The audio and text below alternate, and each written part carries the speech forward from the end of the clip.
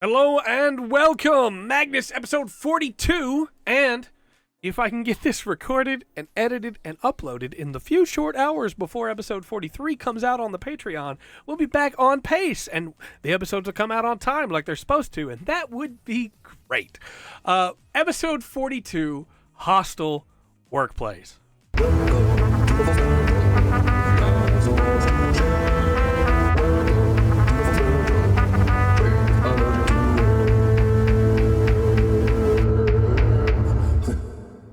Our classification number is CAT and some X's, and then some more X's, and some more X's. Error, unknown source. I'll put it on screen, but I'm probably not going to highlight it too much in future for Sam episodes unless it changes drastically. We get a lot of good stuff in this episode, specifically a better understanding of the way that Sam views how things work in his world, of how the archivist being in the archives world might be changing it, and Basira comes back. But before we can get any of that, Primeline Alice, again, Primeline being the prime timeline, right? The Magnus archives world, is okay. I figured she probably would be. It would have been weird to kill her off that quickly or that easily. I feel like it would have been more dramatic, right? So Primeline Alice, A-okay, just going to need some time to rest. But Sam's arm has sprouted 6 new eyeballs, and this made me think of 2 different people. The first one, I guess 3 different people technically if we count Bloodborne, but I'm always thinking about Bloodborne. Danzo from Naruto, which surely is not involved in any of this, and why did I think of him? And Albrecht von Clausen from episode, let me check my notes, episode 23 of Magnus Archives, Schwarzwald, in which Albrecht von Clausen's body was found with eyes on his organs. I almost said organs on his organs. Look. And also on his bones. Interesting that that's coming up now. Albrecht von Clausen found a bunch of books down there in the graves that he walked into in the Schwarzwald that were untouched, it seemed like, by the ages. And in his search for knowledge, though he was just trying to figure out what was going on down there, he might have dug a little too deep and come back with a terrible disease that he couldn't understand, which was eyes growing inside him.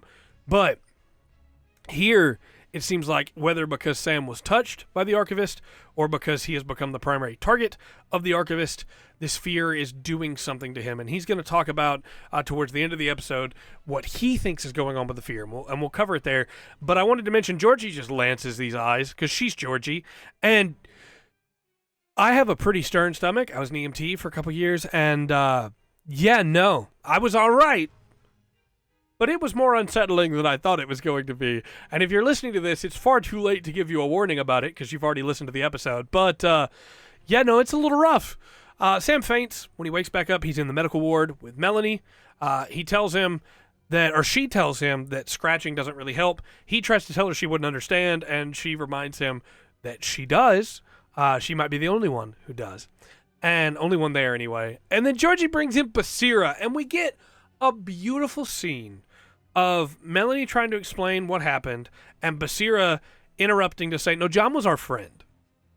And I mentioned this in my season 5 of Magnus Archives review that I really felt like by the end of it, they would have come back around on the, hey, John has kind of got us into a mess. This is all his fault. Into actually maybe it wasn't all his fault because we know he was tricked by Elias and they know he was tricked by Elias, but that doesn't make it easier for them not to blame him when he's in front of them. But now that he's gone, I feel like some of that would have let up, and it seems like it has, right? Even Melanie let slip that they cared about John and Martin, even though she doesn't say Martin's name. Basira interrupts at that point to say, hey, no, they disappeared. They didn't die. And Georgie's like, not this again, but Basira seems pretty sure that they're not dead, they've only disappeared. Georgie asks Sam if his institute served the eye, and Basira talks about how the fears worked. Sam makes a comment of it was more about alchemy, lead plus fear into gold, which I think is just an example that he makes, but might be more important than you think based on what's going on.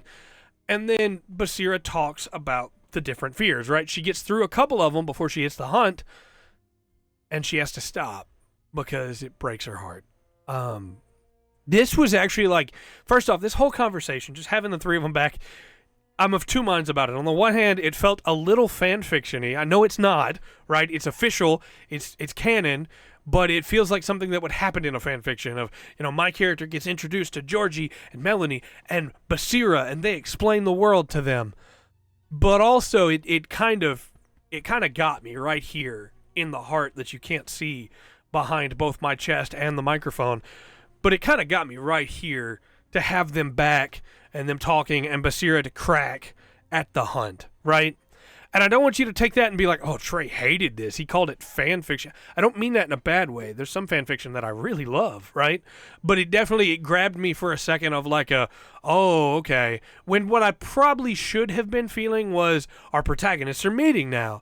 I didn't quite have that moment. It's not a Trails, like, Reen shakes hands with Lloyd moment for me. But I do think that these were some very powerful scenes. And very understated, right? There's no pause to stop and go, and this is why she felt that way. It's just, hey, if you know, you know. And I really liked that. Sam tells them a little bit about the skeleton, and they talk about maybe it was the flesh or the buried, and then a case starts up, right? It becomes a statement as Sam talks about his fear of skeletons and how difficult it was for him as a kid, and how when he went to be a lawyer, they tried to hang up some skeletons around the office, and then the three others that were going, Natasha Murrell, Anastasia Russing, and Anthony something, which I feel like is going to be important, the paper skeleton they put on the back door when they locked him in was affected by his fear. He specifically says the fear inside him mixed with something, became something entirely new. Before we get into that, the only Anthony that we've seen that I've written down in my notes, at least, is in episode 14 of Protocol, Pet Project, which is the one that thought he'd spotted a rat, Anthony Walker, who called Alyssa, and then there were snakes everywhere. And Anthony basically collapsed into a ball of snakes, right? He tried to grab Alyssa, and the snakes were coming out of his mouth, and so that's the only Anthony that I know of. Not saying that's necessarily the same Anthony, but it could be. Could be somebody else we haven't met yet either. Now, on the fears mixing, right? What if, because Sam is spouting eyes now, there is a big fear radiation bubble, right, in the zone. And Sam mentions that the skeleton, the paper skeleton, was affected by his fear. That the fear inside him mixed with something and became something entirely new. What if this is an alchemical reaction that is happening within people? What if I have misunderstood all that the alchemy has been pushing for, and it's not that the prime materia, the prima materia, is a metal or anything like that, and instead it's fear. And it is that fear mixing with the chemicals in the body that creates the entities, the externals, the things that are causing trouble for people. When we look back at everything that's happened, right, Colin was seemingly either afraid or upset with Freddy, right? And it could be those emotions would mix too. We have the person that in last episode had replaced all of their organs. Could it be that it was a fear they were no longer themselves, and there they are? Could it be that somebody else was experimenting on them, and the fear of what they had created, or the fear that they hadn't been able to go far enough, or they'd failed the project, erupted into everything else? Is the new you just a form of fear growing? Is the alchemical formula of something plus fear equals gold, or more specifically, something plus fear equals life? What is happening here? Because Heinrich and Heimlich fed on children's fear, which was very strong. Child Sam walked in and saw the skeleton rip itself out of the body because of the glowing light. What if it's all still fear? And we mentioned this before of maybe Magnus had found a way to harness the fears, and what if it was never about harnessing them? What if in that universe, in the protocol universe, fear can natively mix with the chemicals in someone's body, and all it takes is a little prodding to get it to come out?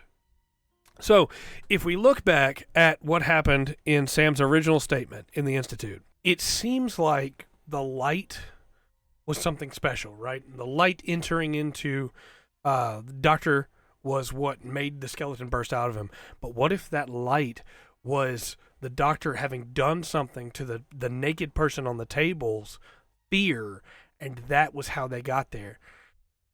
Obviously, I need a little bit more time to work on it. I'm not super convinced this is for sure the theory, right? But I really feel like there's something to it. My boy, the custodian, in episode 30, it wasn't until he started talking about, to specifically Sam and to Celia, about, I guess it was Sam mostly, but about what was going on and thinking more about it, that the fear might have set in and caused what happened to him. I don't know. It's definitely interesting to think about the fears being a catalyst instead of being a product, being the inciting incident instead of being the solution, right? And I want to know more. I want to theorize on it more, and I don't have time because the new episode comes out tomorrow, and I need to have already got this out. So if you have thoughts, please let them be posted in the comment section below, because I'm really interested in this thought. They talk about the archivist may have been affected by the fears as well, by being around the fear radiation, and that he might be different. It might be different than it was. I keep doing that. I'm so sorry. But the I might be changing it.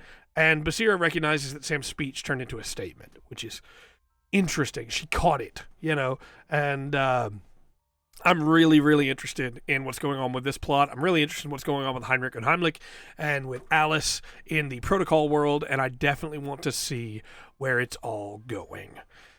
Let me know your thoughts in the comment section down below. I am probably 70-30 on this theory of the fear actually being a catalyst, right? If we look back at some of the previous statements, the guy in episode 1 that some of him was at the bottom of the garden. The shadows hide whatever it was that took him away from me, right? Was that just the fear causing that to happen? That it ignited with something else? Did Albertus Magnus or Jonah Magnus do something to this world that caused fear to create alchemical formulas? That it was the adjoining solution? Because otherwise these things would always be around, right? But we know also that they were around because of the carriage. So maybe that's just the way the rules of this world work. Fear causes things to change because it alchemically reacts with them, and it can bring even life to things. Temporary, or maybe if they feed on it enough, more. We saw that Minky his suit was getting tighter around him. Was it his own fear that was turning him into another Mr. Bonzo? Definitely could be. Definitely could be. I'm really interested in spending some more time thinking about this, and I kind of want to go back through every episode and go, well, could this be it? Because it also could still just be that the fear had nothing to do with it, and the fear's just the byproduct. But I really wonder if there's not more to the idea of the chemicals in the body plus the fear. The chemicals in the brain plus the fear create the reaction that leads to the thing existing. And I come back to what Needles said, right? Of course it hurts, how couldn't it? But I've come to rather enjoy the pain by now. All those teeny tiny holes, bright and sharp. The land's definitely marked now, same as me, and it feels good. It satisfies in a way I never really thought anything would. It fills that hollow, lonely hole inside quite nicely. It's not sadism or masochism.